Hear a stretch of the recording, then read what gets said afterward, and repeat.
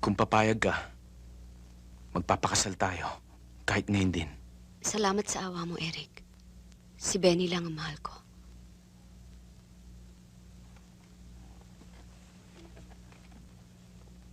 Matagal nang patay si Benny. Pakakasal tayo. Alang-alang kay Junjun.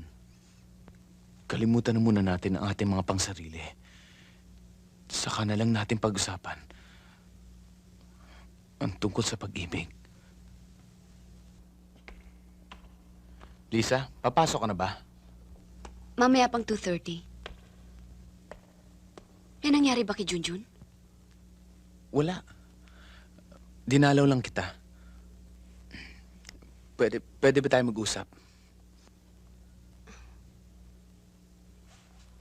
Sabi ni Mrs. Luna, malapit ka na raw gumraduate. Next month, baka umasenso. Madalas ba umiyak si Junjun? Hindi ba siya nagkakasakit? No. He's a very healthy child. Mahal na mahal siya sa bahay. Pero mas importante, ang pagmamahal mo. Kailangan ka ng anak mo, Lisa. Akala mo ba hindi ako nahihirapan? Kumisan nga naiiyak na lang ako eh.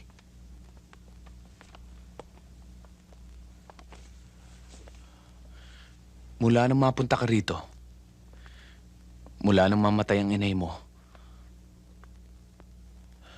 sinikap kong iwasan ka. Pero hindi ko magawa. Lisa, mahal kita. Matagal na.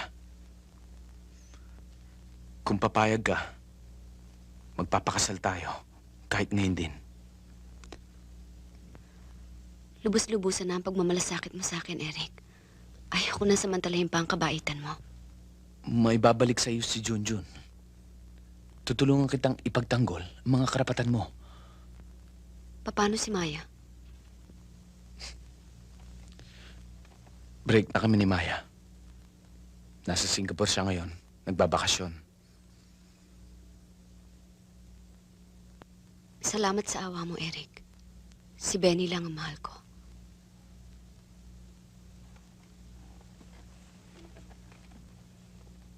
Matagal nang patay si Benny. Pakakasal tayo. Alang-alang kay Junjun. Kalimutan na muna natin ang ating mga pangsarili. Saka na lang natin pag-usapan ang tungkol sa pag-ibig.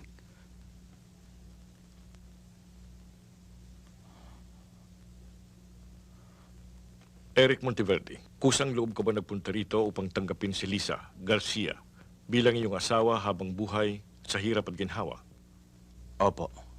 Ikaw, Lisa Garcia, kusang loob ka ba nagpunta rito upang tanggapin si Eric Monteverde bilang iyong asawa habang buhay sa hirap at sa ginhawa? Opo.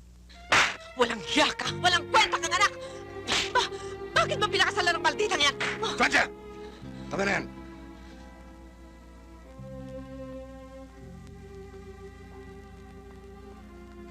Ano ba nangyari sa iyo? Hindi, Papa. Mahal ko si Lisa. Mahal? O naawa ka lang?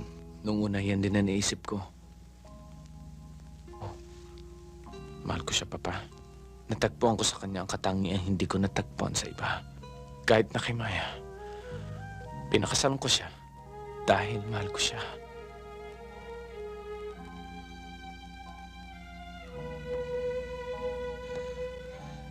There's nothing we can do.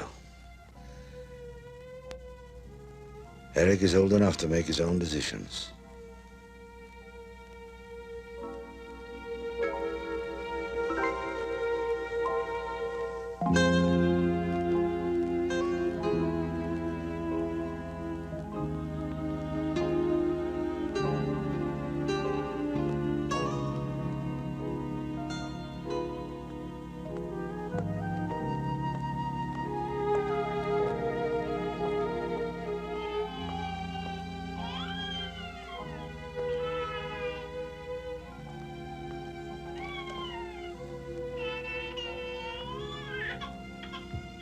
Junjun ang anak ko. Junjun? Junjun! Junjun! Junjun!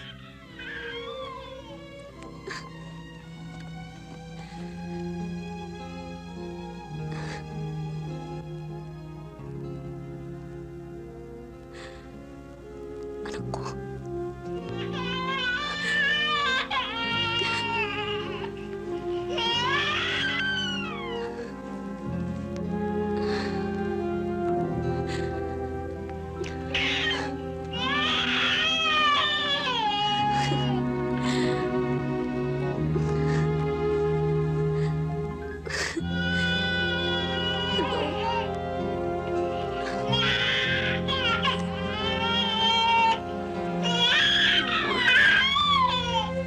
Anong ginagawa mo rito? Ibaba mo yung apo ko.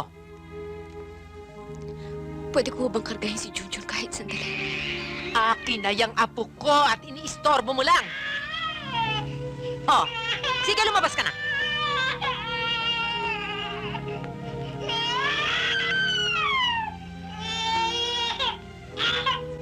Bakit ba pinabayaan mo nga babaeng yan ay kargahin itong si Junjun? Eh, bigla akong pumasok eh. Ano pa inaantay mo dyan, ha? Lumabas ka na. Labas!